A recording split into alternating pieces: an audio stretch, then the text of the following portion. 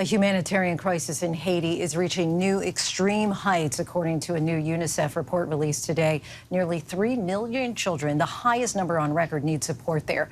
Haiti has long faced turmoil, but in recent years, violent gangs have taken control of entire regions, isolating neighborhoods, exacerbating hunger and malnutrition in a place where generational poverty is very much alive and a resurgence of cholera is wreaking havoc. But there are people trying to help, those who call Haiti home and those who don't. Our Matt Rivers traveled to Haiti to see exactly what's unfolding there firsthand.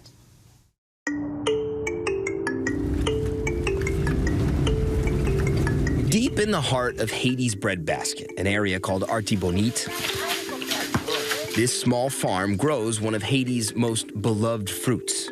C'est un mango ça, le mango français. C'est un mango, yo moun yo te kon vendre en pile. Mais je dis a, yo pas même mon grain yo pas vendre. En question mango ça tout c'est gaspillé. Thousands of mangoes rot on the ground, flies feasting on what should be sold in a market. But just getting this produce to a market these days is nearly impossible to do safely. Gen des moun tout dans période de pral faire production là, ça veut dire que mango a te qu'on aide yo et puis gen l'autre produit tout c'est pas seulement mango qui gaspillé, gen des autres produits paysans fait tout qui gaspillé à cause d'insécurité a. Et bien paysans yo journée jodi a yo là gen des bras balancés. Normally, these farmers harvest the crop and send it to the nearby city of Gonaïves. From there, it's sent all across the country. But an eruption of gang violence has brought with it the threat of murder and kidnapping. Go to the market, risk your life. Bandi prend nous à la veille, nous fait 3 jours dehors. Mais après 3 jours, nous fait dehors, yo prend l'argent que sous nous t'avons acheter commerce pour nous te vendre, yo prend l'argent sous nous. Et puis après ça, ils viennent déposer, nous mettre en côté, nous faire 3 jours. Ils viennent demander famille nous gros l'argent pour libérer nous après. Desimis Modelen is one of hundreds of women known as Madan Sara, workers who buy and sell produce, a key part of distributing food throughout the country. After kidnapping, ça a été une grosse tristesse pour moi. Je prends l'argent pour la game, je prends l'argent pour l'acheter, je viole. Tout ça. M'oblige à concentrer sur la qualité.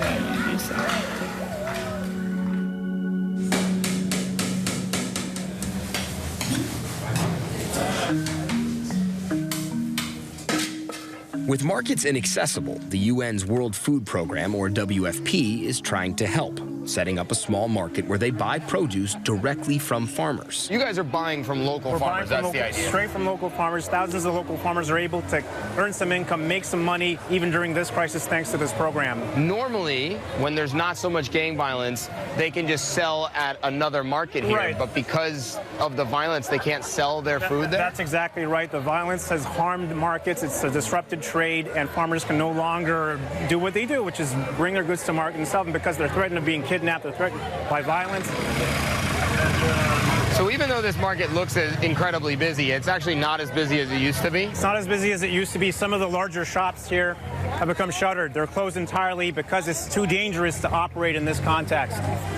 A lot of this is imported stuff. We've got rice from the U.S., which happens to be cheaper than the local production. So one of the reasons why Haiti's food insecure is that agriculture's been undermined by cheap imports. Right. And it's the same story in other countries. So what will it take to fix this? Look, we need immediate action to help out these farmers, give them a chance. You need investment in infrastructure. You need investment in education, but also, and most importantly, you need peace. Without security, you can't fix any of these issues. No peace, no food, no food, no peace. That's what this place is about. WFP itself has been hit by the violence. Last year, its storehouse completely overrun by hundreds of people who broke in, stealing food from inside while setting the building on fire. What's happening in Gonaïves is a mere part of the utter chaos that has enveloped Haiti and specifically its capital of Port-au-Prince. The two cities are 90 miles apart, the same as New York to Philly, but were forced to fly in a UN chopper. From above, you can see the highway that connects those two cities is empty. Under gang control, it's become a highway of death. If you drive it, you could be killed. It's a major reason why Haitian-grown food can't reach the rest of the country. Arriving in Port-au-Prince, the question is, how has this happened and why are things so bad? Haiti's history is long and complicated, but focus on the last 2 years. The country's president, Jovenel Moïse, was assassinated in July 2021. No new elections have been held, meaning right now there's not one elected official in office at any level of government countrywide. Armed groups now fill a power vacuum. The UN says more civilians were killed in Haiti during the first 4 months of the year than in Ukraine. This is an area entirely controlled by armed groups, and because those groups are fighting one another, this is one of the most dangerous areas in all of Haiti. In fact, the only reason we can get in is because one of these gangs has given us permission to enter, but they've told us we're not allowed to film as we enter the neighborhood because they don't want to show their enemies, as they call it, what they're doing. A few seconds later, we're told it's not safe to film. Yeah, we have to put down the... Okay, there, no, let's stop filming. Let's stop filming. Once inside, we go to a school with the WFP and their partner, local NGO, Hands Together. They go to deliver lunch. The school, an oasis of sorts, in a desert of brutality. Bonjour. Bonjour. A brief moment of peace that can be interrupted at any time. In here. Yup. So this is damage from a stray bullet. Yes. Here, that came in from the street. That's the violence. That's the violence. And there's kids everywhere. Sometimes you find some bullets on the yard, in the classroom. Right. Yeah, it's kind of freaky. Yeah. It's terrifying. It is. WFP and its partners are feeding roughly 600 kids here, likely their only solid meal of the day. Tiny hands grip big spoons and clean plates of Haitian rice and beans. 12-year-old Michael Francois says the violence has been horrific.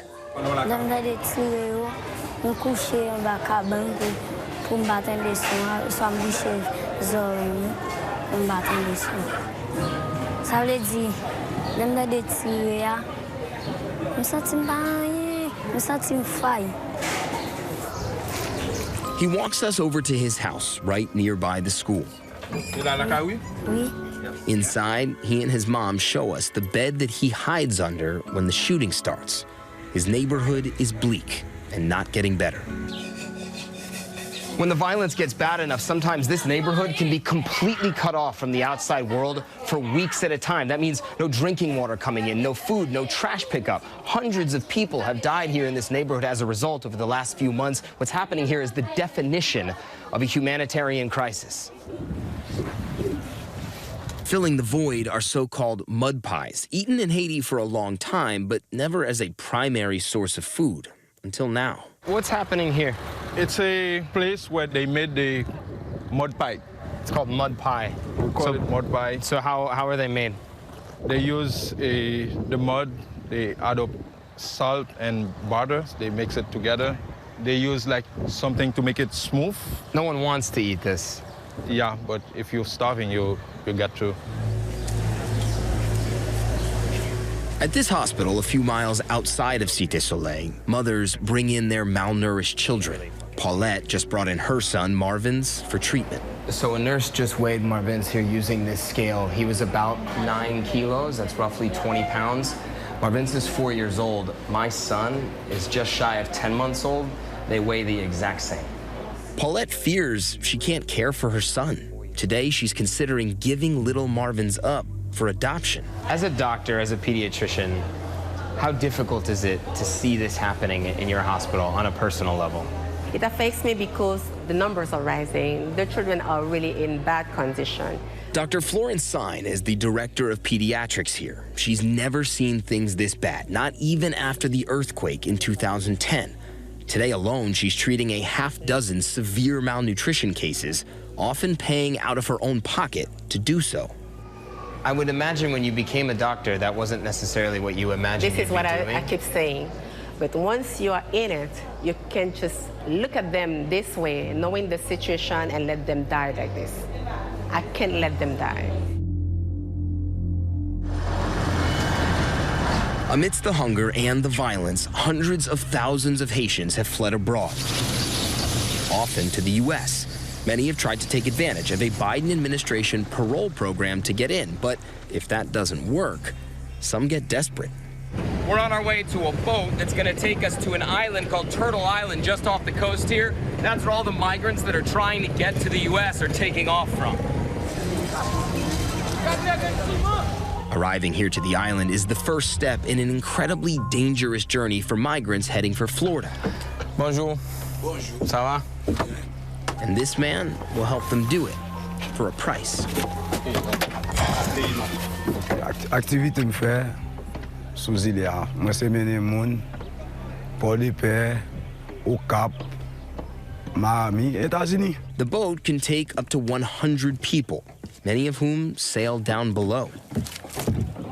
So here below deck, it is incredibly hot. It is very uncomfortable. And if I move to the back here, I can show you just how cramped this space is. The captain tells us that at any given time, while the ship is in motion, there's up to 50 people sharing this space, sitting more or less like this. And remember, this journey can last 5 days or more. For many, it's their first time on a boat, and days spent on the open water can take its toll.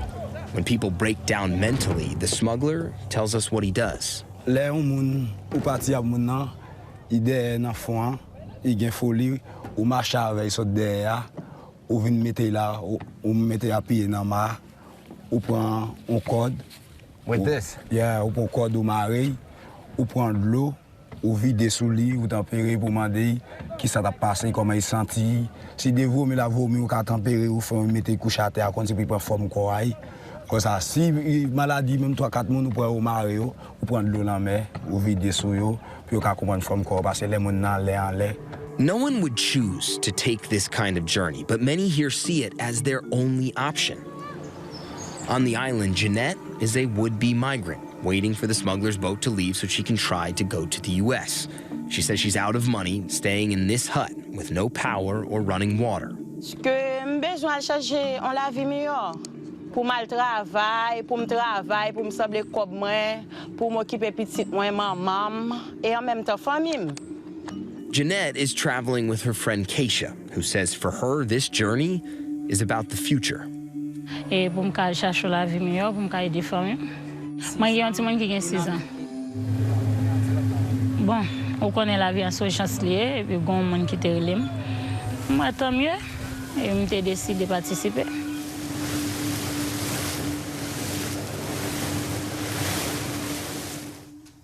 What a grim portrait. Our thanks to Matt Rivers for bringing us that. Hi, everyone. George Stephanopoulos here. Thanks for checking out the ABC News YouTube channel. If you'd like to get more videos, show highlights, and watch live event coverage, click on the right over here to subscribe to our channel. And don't forget to download the ABC News app for breaking news alerts. Thanks for watching.